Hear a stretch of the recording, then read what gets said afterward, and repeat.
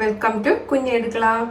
അപ്പോൾ ഇന്നത്തെ റെസിപ്പി എന്ന് പറയുന്നത് ചായ കുടിക്കുമ്പോഴൊക്കെ കഴിക്കാൻ പറ്റുന്ന നല്ലൊരു സ്നാക്സ് ആണ് റിബൺ പക്കോട. വളരെ ഈസിയാണ്. നമ്മൾ വിചാരിക്കുന്ന സമയത്ത് തന്നെ നമുക്ക് ഉണ്ടാക്കി കഴിക്കാൻ പറ്റുന്ന ഒരു ഈവനിങ് സ്നാക്കാണ്. അപ്പം വളരെ ഈസി ആയിട്ട് ഈ സ്നാക്ക് എങ്ങനെ ഉണ്ടാക്കുന്നതെന്ന് നമുക്കൊന്ന് കണ്ടു നോക്കാം. അപ്പം ഈ പക്കോടയ്ക്ക് വേണ്ടിയിട്ടുള്ള മാവ് നമുക്ക് ആദ്യം ഒന്ന് തയ്യാറാക്കിയെടുക്കാം. അപ്പം അതിന് വേണ്ടിയിട്ട് ഞാൻ ഈ 1 കപ്പിൽ അരിപ്പൊടിയാണ് എടുത്തിരിക്കുന്നത്. അത് ഈ പാത്രത്തിലേക്ക് നമുക്ക് ഇട്ട് കൊടുക്കാം. ഇതിപ്പോൾ ഞാൻ എടുത്തിരിക്കുന്നത് ഇടിയപ്പത്തിൻ്റെ പൊടിയാണ്. ഇനി നമുക്ക് ഇതിലേക്ക് കടലമാവ് ചേർത്ത് കൊടുക്കാം. ഇപ്പോൾ 1 കപ്പ് അരിപ്പൊടിക്ക് 1/2 കപ്പ് കടലമാവാണ് നമ്മൾ ചേർത്ത് കൊടുക്കേണ്ടത്. ഇപ്പം നിങ്ങൾ 2 കപ്പ് പൊടി എടുക്കുകയാണെങ്കിൽ 1 കപ്പ് കടലമാവ് ചേർത്ത് കൊടുക്കണം. ഇനി നമുക്ക് ഇതിലേക്ക് 1/2 ടീസ്പൂൺ മുളക് പൊടി ചേർത്ത് കൊടുക്കാം. അപ്പോൾ അധികം എരിവില്ലാത്ത മുളക് പൊടി നോക്കി എടുക്കുക. പിന്നെ ഇതിലേക്ക് കറുത്ത എള്ള്, അപ്പോൾ ഈ എള്ള് ഇതിലേക്ക് ചേർത്ത് കൊടുക്കാം. പിന്നെ ഞാൻ ഇതിലേക്ക് ചേർത്ത് കൊടുക്കുന്നത് കായത്തിന്റെ പൊടിയാണ്. 1/4 ടീസ്പൂൺ കായത്തിന്റെ പൊടി ചേർത്ത് കൊടുക്കാം. അതേപോലെ തന്നെ ഇതിന് ആവശ്യത്തിനുള്ള ഉപ്പിട്ട് കൊടുക്കാം. ഇനി ഞാൻ ഇതിലേക്ക് ചേർത്ത് കൊടുക്കുന്നത് ബട്ടറാണ്. ഇപ്പോൾ ഉരുക്കി കഴിഞ്ഞിട്ട് 3 ടീസ്പൂൺ ബട്ടർ വരുന്ന മാതിരി ഉണ്ട് ഇത്. അത് ഇതിലേക്ക് ചേർത്ത് കൊടുക്കാം. അപ്പോൾ ഇതെല്ലാം കൂടി ആദ്യം നമുക്കൊന്ന് മിക്സ് ചെയ്തെടുക്കാം. അപ്പോൾ ഇതൊന്ന് മിക്സ് ചെയ്തിട്ടുണ്ട്.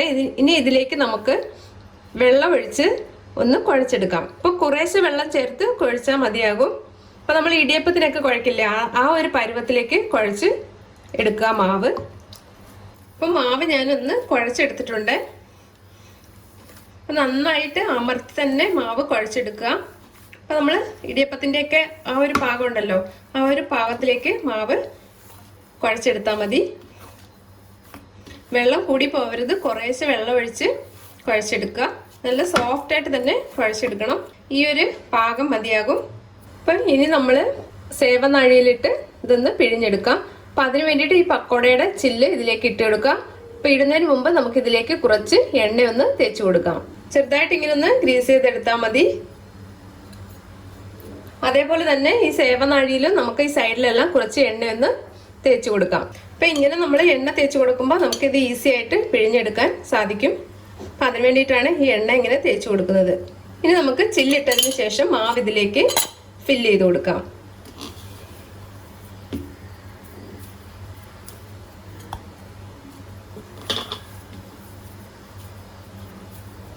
ഇനി നമുക്കിത് ക്ലോസ് ചെയ്തെടുക്കാം. ഇനി നമുക്ക് ഇത് ചൂടായ എണ്ണയിലേക്ക് പിഴിഞ്ഞു കൊടുക്കാം. അപ്പം എണ്ണ നല്ല ചൂടായതിനു ശേഷം ഒരു മീഡിയം ഫ്ലെയിമിലേക്ക് മാറ്റണം. അപ്പോൾ ഒരുപാട് അങ്ങ് നീളത്തിൽ വേണ്ട, നമ്മൾ ഇതേപോലെ മുറിച്ച് ഇട്ട് കൊടുക്കണം.